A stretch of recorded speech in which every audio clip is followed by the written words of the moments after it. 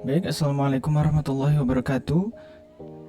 Perkenalkan, nama saya Muhammad Akil Hakim. Jadi pada video kali ini saya akan menjelaskan yaitu materi praktikum dasar sistem kontrol yang merupakan materinya itu adalah pemodelan dan simulasi sistem kontrol menggunakan MATLAB Simulink.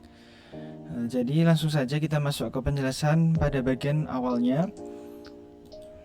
Jadi pada konsep dasar, yang pertama itu pemodelan dan simulasi membantu memahami sistem nyata tanpa membangunnya secara langsung. Jadi bisa dianggap ini kita membangun model, membangun atau pemodelan. Jadi semisal kita ada contoh, misal kita itu membuat mesin atau sebuah robot. Nah kita itu mesin yang di pabrik itu ya, yang besar-besar. Nah kita sebagai engineer tidak mungkin kita membangun mesin tersebut, tapi kita akan membuat seperti contoh kayak yang bagian kecil gitu, miniatur. Nah itu pemodelan yang nanti akan dibuat seperti yang diinginkan, yaitu mesin yang seperti di pabrik-pabrik tersebut. Jadi contohnya ada mesin cuci piring, input waktu, jumlah piring, proses fisika dan kontrol output piring bersih. Selanjutnya ada sistem kontrol tertutup, memakai sensor dan pengendali untuk menyesuaikan hasil yang sesuai dengan targetnya. Selanjutnya ada pembagiannya. Yang pertama itu sistem kontrol terbuka atau open loop. Jadi pada sistem open loop ini pada bagian input langsung masuk ke controller. Controller melanjutkannya kepada kontrol signal dan proses dan kemudian output. Nah pada open loop ini tidak ada pengulangan atau tidak ada bagian yang kembali lagi ke awalnya, karena harganya itu lebih mahal jika ada sistem open loop, karena ketelitiannya itu sangat teliti dan tidak mungkin akan salah, yaitu bekerja hanya berdasarkan masukan tanpa memperhatikan keluarannya. Tidak ada umpan balik sehingga kesalahan tidak bisa diperbaiki secara otomatis. Sederhana, murah, tetapi kurang akurat bila ada gangguan. Selanjutnya ada sistem kontrol tertutup. Oh ya, mohon maaf, berarti tadi di bagian yang awal saya akan kembali ke bagian sini. Saya ada kesalahan, jadi pada sistem kontrol terbuka ini langsung jadi gitu ya, tidak ada pengulangan atau mundur ke sebelumnya. Selanjutnya ada sistem kontrol tertutup. Nah di bagian sini ada pengulangan kembali, yaitu close loop, kembali lagi pada controller yang ada measuring element, yaitu menggunakan umpan balik atau feedback. Ini feedbacknya, jadi umpan balik ke belakang dari keluaran untuk dibandingkan dengan masukan. Dapat melakukan koreksi otomatis agar hasil sesuai target. Lebih kompleks, butuh sensor tetapi stabil dan akurat. Selanjutnya ada jenis-jenis pada model, yaitu model fisik. Yang pertama yaitu representasi nyata, misalnya maket. Kedua ada model matematis, persamaan yang menggambarkan fenomena. Yang ketiga ada model proses, tahapan atau prosedur, contoh diagram alir. Selanjutnya ada dasar sistem dinamis. Yang pertama ada output sistem berubah terhadap waktu akibat input atau kondisi awal. Yang contohnya yaitu massa, pegas, peredam, rangkaian RLC, dan sistem perpindahan panas. Umumnya dimodelkan dengan persamaan diferensial. Nah ini ada, jadi itu pada pemodelan itu terkaitnya yaitu pada transformasi Laplace, yaitu ada rumusnya. Jadi seperti dibolak-balik gitu dari Laplace, yaitu mengubah persamaan diferensial pada domain waktu menjadi persamaan aljabar pada domain S, mempermudah analisis sistem dinamis. Jadi pada rumusnya itu Laplace kayak dibolak-balik gitu. Jadi agar mudah kita balik lagi, pertama dari Laplace atau enggak dari diferensial, kita balik ke Laplace dan kembalikan lagi, itu agar untuk mempermudah analisis sistem dinamis. Nah jadi gambaran rumusnya itu seperti ini ya. Lanjutnya ada pemodelan sistem mekanik. Yang pertama yaitu ada massa, yaitu atau M, yaitu analogi induktor menyimpan energi kinetik. Yang kedua ada pegas atau K, analogi kapasitor menyimpan energi elastis. Yang terakhir ada peredam atau B, analogi resistor atau melepas energi. Jadi pada rumusnya itu sigma F sama dengan M kali A, M d kuadrat X per dt kuadrat. Rumusnya seperti ini ya. Selanjutnya ada pemodelan sistem elektrik. Yang pertama ada resistor, analogi damper melepas energi. Yang kedua ada induktor, analogi massa menyimpan energi magnetik. Yang ketiga ada kapasitor, analogi Pegas menyimpan energi listrik. Yang terakhir didasarkan pada hukum Kirchhoff, KVL dan KCL. Ini ada rumusnya seperti ini. Selanjutnya ada pemodelan pada sistem hidrolik. Yang pertama ada inersia fluida, analogi induktor. Yang kedua ada elastisitas fluida atau tinggi air, atau analogi kapasitor. Yang terakhir ada hambatan aliran atau analogi resistor. Rumusnya seperti ini. Nah, tahapan pemodelan itu dibagi menjadi 4 ya. Yang pertama, identifikasi sistem, yaitu menentukan input, output parameternya, dan lain-lainnya yang berhubungan dengan identifikasi sistem pada tahap pemodelan. Yang kedua ada bentuk persamaan matematis atau diferensial atau transfer function. Yang ketiga ada merepresentasikan dengan diagram blok atau simuling. Lakukan simulasi untuk menganalisis respon sistem. Nah, jadi pada sistem pemodelan dan simulasi sistem kontrol untuk penjelasannya sudah berakhir, jadi sampai pada tahapan pemodelan. Nah, untuk simulasi sebelumnya saya belum bisa mendownload MATLAB dan karena laptop saya itu tidak mampu, jadi saya akan menjelaskan MATLAB-nya itu melalui website yang sudah saya cari ini. Jadi alur pertamanya kita memahami dasar-dasar pada MATLAB, yaitu ada ini pengenalan antarmuka, dirancang memberikan pengalaman yang pengguna yang intuitif dan mudah digunakan. Tampilannya terdiri dari beberapa area penting seperti command window, editor, workspace, dan lain-lainnya. Yaitu selanjutnya ada fungsi dan fitur utama. MATLAB adalah alat yang powerful, yaitu untuk membantu ya untuk melakukan pemodelan. Yang pertama ada pemrograman dan penyimpanan data numerik, visualisasi data, analisis matematis, akses ke toolbox, integrasi dan perangkat, dan lain sebagainya. Mengapa MATLAB penting untuk simulasi teknik mesin? MATLAB adalah aplikasi yang sangat penting, yaitu memungkinkan simulasi sistem mekanis dengan efektif. Fitur uniknya membuatnya sangat berguna untuk perancangan dan analisis optimasi. MATLAB sangat penting mempercepat simulasi, bisa membuat model matematis sistem cepat, dapat menjalankan simulasi untuk analisis kerja sistem. Nah, jadi sebelum melakukan persiapannya yang harus dilakukan sebelum melakukan simulasi pada MATLAB, kita harus memastikan instalasi MATLAB sudah benar, dan add-on menambahkan. Yang terakhir mempelajari konsep dasar untuk menggunakan, yaitu menggunakan untuk dalam proses simulasi menggunakan MATLAB. Ini ada menginstal add-on ya, jadi tambahan untuk workspace MatchWorks untuk membantu memudahkan selama proses simulasi. Nah, jadi seperti ini. Yang pertama ada membuat model pada sistem MATLAB, yaitu membuat model. Kedua ada menggambar diagram, menulis kode. Jadi pada MATLAB itu ada dua jenis. Misal kita akan membuat blok diagram itu bisa. Jadi kita tinggal menata-nata blok sesuai yang perintah yang kita inginkan, atau kita menulis kode simulasi seperti codingan atau pemrograman. Jadi ada dua cara ya dalam menjalankan simulasi atau program dalam pemodelan di MATLAB. Nah, seperti itu. Ini ada studi kasus simulasi kontrol, yaitu membangun model matematis pada sistem kontrol, identifikasi komponen, kontrol pada mesin, dan membuat model simuling, menjalankan simulasi dan analisis hasil. Nah, yang terakhir yaitu ada mengoptimasi validasi simulasi, mengoptimalkan parameter simulasi, memvalidasi hasil simulasi. Nah, ini ada grafiknya ya. Jadi kita bisa membuat grafik pada MATLAB. Ada X sama dengan 0 banding 0 kali 1 banding 0 titik koma Y. Nah, ini bisa grafik. Nah, ini ada pengaturan tampilannya, ada plotnya, ada title, grafik fungsi sinus, waktu detik, dan label, amplitudo, dan sebagainya. Kita juga bisa membuat plot 3D ya pada MATLAB. Nah, seperti ini penggunaan MATLAB. Jadi kesimpulannya setelah mempelajari MATLAB, cara penggunaan MATLAB ini sangat penting karena dapat Assalamualaikum warahmatullahi wabarakatuh. Jadi pada video kali ini saya akan menambahkan revisi pada tugas kedua, yaitu pengenalan Simulink dan ini ya seperti dasarnya dari Simulink dan di MATLAB. Yang ini sebentar.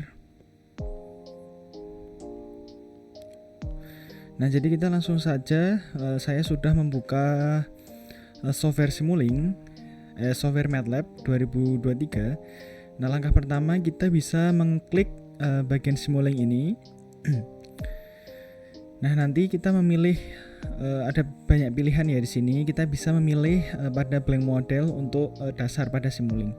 Nah, setelah saya mengklik blank model, munculnya itu seperti ini.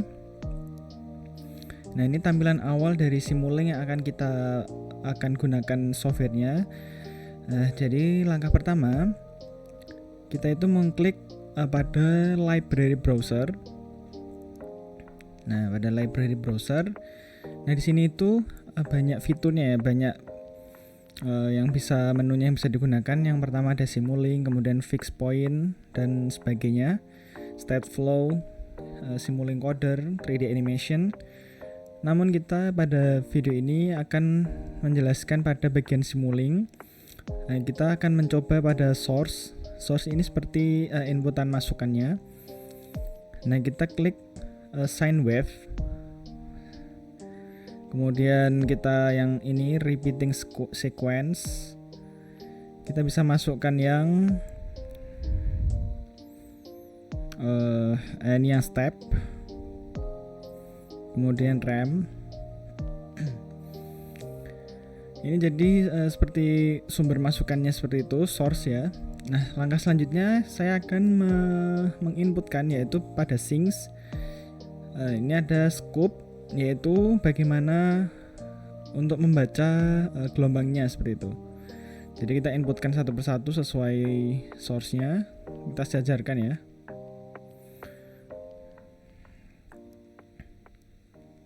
Seperti ini. Kalau bisa disejajarkan. Nah, ini sudah sejajar.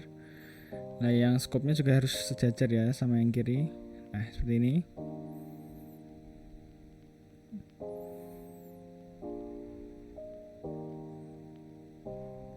Kemudian kita klik yang tengah.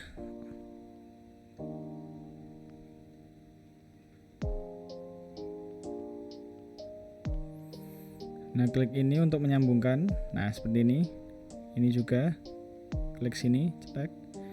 Ini juga ke sini. Ini juga ke sini. Nah, langkah selanjutnya kita akan mencoba satu persatu.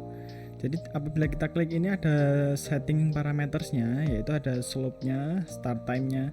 Misal kita start time klik 1, masukkan 1, kemudian ini misal 3, lalu kita apply dan OK, lalu kita run.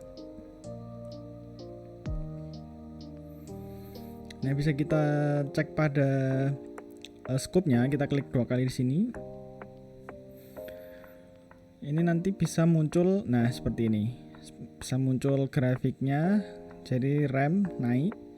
Nah, tadi kan kita sudah mengset di 1 ya. 1 itu mulainya.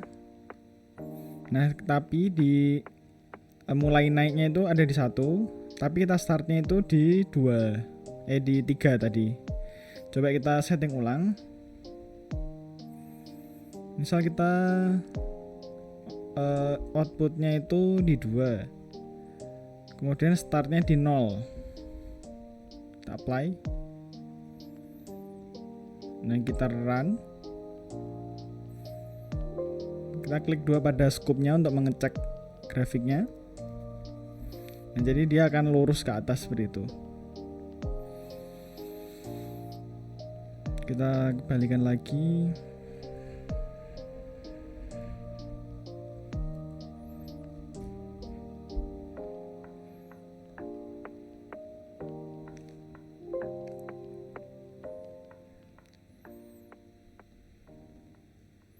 Kita setting startnya di 4, kemudian outputnya di 2 misalnya, dan kita apply, kita run. Nah, jadi seperti ini. Start time itu maksudnya mulai naiknya ya. Tadi kan kita klik 2, kemudian mulai 4 itu mulai naiknya seperti itu. Nah, kemudian kita lanjut ke sine wave. Nah, sine wave ini seperti gelombang AC seperti itu. Ini ada persamaannya. Kemudian kita bisa setting amplitude, kemudian bisa biasnya, samples per period. Coba kita apply dulu.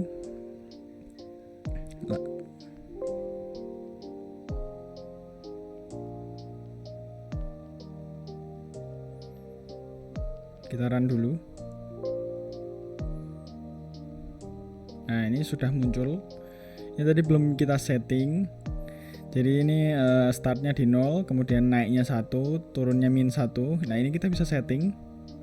Misal amplitude kita buat 2. Frekuensinya 3. Kita apply. Oke, running dulu.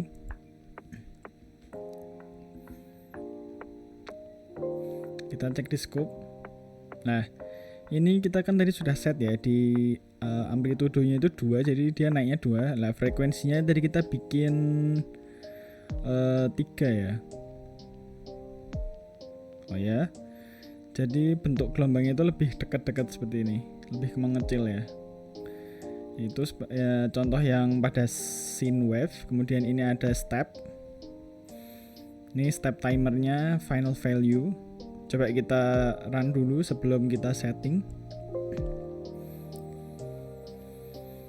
Nah, dia kan tadi startnya di 1, berarti awalnya 0, kemudian saat 1 dia naiknya satu waktunya yang di bawah itu naik, dan tinggi datanya itu dia terbaca 1. Kalau kita rubah lagi, misal kita setnya tetap 1, lah final value itu naiknya berarti kita set contoh 3, kemudian kita apply, kita run. Nah, ya kan berubah di 3. Kita juga bisa ngeset misal mulai naiknya di 3, berarti nanti dia maju dulu ke sini, kemudian naiknya di sini, seperti itu. Lanjut ke yang ini, repeating sequence. Ini untuk mengulang ya, repeating sequence number. Misal kita run dulu. Nah, bentuk gelombangnya seperti ini. Jadi 0, naik turun. Nah, selanjutnya kita akan, ini tadi bagian source ya, dasarnya. Nah, selanjutnya kita misal akan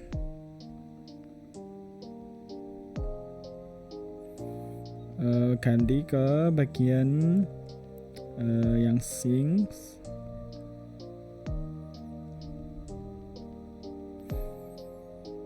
Nah, ya, misal kita pakainya source-nya tuh sine wave. Misal kita ambil lagi sine wave.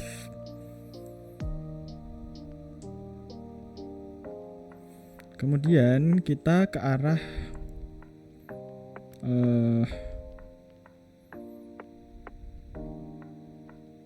sebentar. Oh ya, kita ke sebentar. Oh ya, kayak commonly use block. Ini adalah blok yang sering dipakai. Jadi kita gain, kita masukkan contohnya gain. Kemudian kita pakai multiplexer. Nah, seperti ini. Dan terakhir kita masukkan scope. Nah, ini sebagai contoh ya. Kita sambungkan panahnya seperti tadi. Nah, yang outputnya kita masukkan ke sini. Kemudian kita yang sini ditarik ke sini. Nah, sebentar. Nah, seperti ini. Nah, kita ini kan tadi pada source sine wave ini kan masih standar ya. Misal kita bisa setting gainnya di sini. Misal gini dulu, kita run dulu. Kalau 1 itu seperti apa? Nah, satu ini kan masih ngikutin scene wave yang asli ya, karena belum kita setting. Ini kan multiplexer kan menggabungkan ya. Nah, coba kita misal gainnya itu kita masukkan 3. Kita play dan oke. Terus kita run. Kita coba cek scope-nya. Nah, ini udah beda ya. Ini yang aslinya tadi synthwave, kemudian gain yang kita masukkan, kita gabungkan dengan multiplexer. Jadi bisa terbaca 2 gelombang seperti itu. Demikian revisi dasar penggunaan Simulink. Ini masih dasar. Jadi apabila ada kesalahan mohon dimaafkan, kurang lebihnya mohon maaf. Wassalamualaikum warahmatullahi wabarakatuh.